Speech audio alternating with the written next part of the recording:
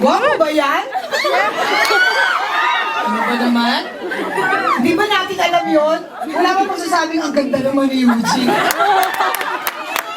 Galing mo, Eugene!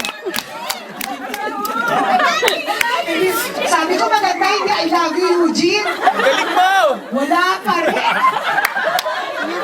Kaya mabango naman ako eh. Siyempre, excited na naman ako panoorin ang pelikula ito. Dahil we are really very proud of this film because we have dreamed about this and after 2 years, after 3 years, natupad na nga at napaka-fruitful ng aming pinaghirapan. Palakpakan naman siya! Of course, this would not be possible kahit sa panaginip ko, hindi ko naisip na magaganap ang ganitong klaseng biyaya kung hindi naman din talaga ako itinaguyod ng dahilan ng ating kakiligan ngayong hapon. Kung hindi naman dahil kay Piolo Pascual, ay wala na talaga ako dito sa harapan ninyo na pagkaganda-ganda. Of course!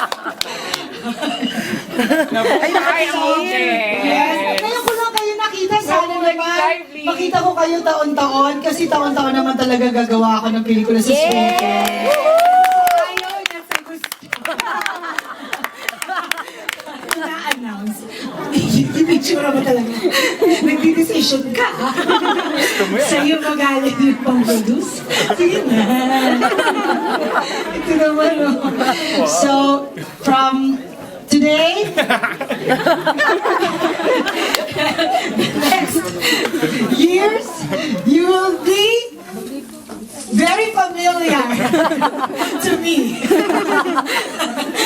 Sa ayaw din sa gusto. So congratulations everybody, congratulations super producer, congratulations Cynthia and Spring